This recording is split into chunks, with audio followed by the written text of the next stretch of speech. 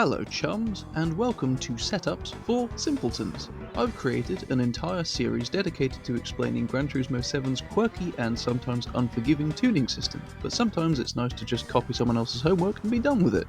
So in this series I will take one car at a time, show a complete setup, and a lap of the Nürburgring for good measure. Disclaimer, if you use my setup it does not mean you're a simpleton. Let's begin! I have a love-hate relationship with the Volvo 240 in Gran Turismo 7. The 240 is one of my favourite cars of all time. I own one. Yet in Gran Turismo 7 it drives terribly. Throw in the stupid, overused LS7 drift car engine and the car just does not work. I tried to make this car work in the Taming A Monster series, and results were less than impressive. 6 minutes 31 around the Nordschleife is very mediocre when you have 1200 horsepower at your disposal. So this is me revisiting my nemesis. For the visuals, the 240 has the wide body fitted, along with aftermarket wheels a few sizes up from standard. While it doesn't make a huge difference, this can make it so that bumps or curbs unsettle the car more, so if you're upgrading an unstable car, it may be best to stick with the smallest wheel size. I've also fitted a front splitter for front downforce and a rear wing which provides about half of the downforce this car actually needs. The livery is loosely inspired by the HKS CT230R, an Evo 9 that was tuned up and featured in older Gran Turismo games, and as usual you can find it by searching for Super Turismo. I've spent a saddening amount of time on this setup over the last year or so, and this is the best I managed to come up with. The car still drives completely terribly, but it's better than it was. Front downforce is very low because the Volvo relay will spin its wheels at 180 miles per hour if you are turning and accelerating at the same time. Running the front downforce much above 50 just makes the car too unstable. A few kilos of ballast to the rear slightly improves traction out of corners, but too much and the car will suffer with lift-off oversteer. Excessive rear toe-in has been added to try and curb some of that power oversteer.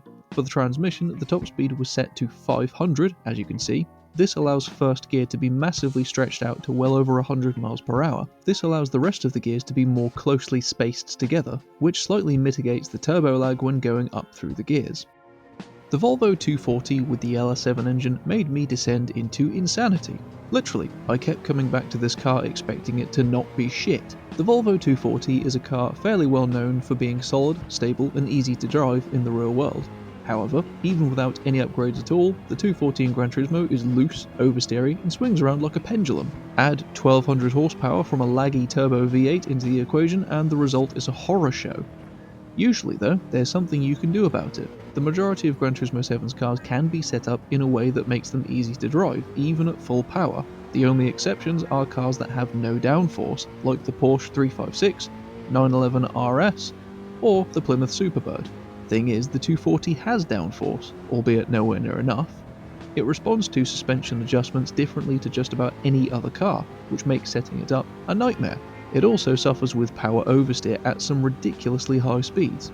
Usually there's a sort of speed limit where you can accelerate fully and turn fully, at least on the controller, without oversteering, but the 240 will do this at 180 miles per hour, and that's why I've set the front downforce so low.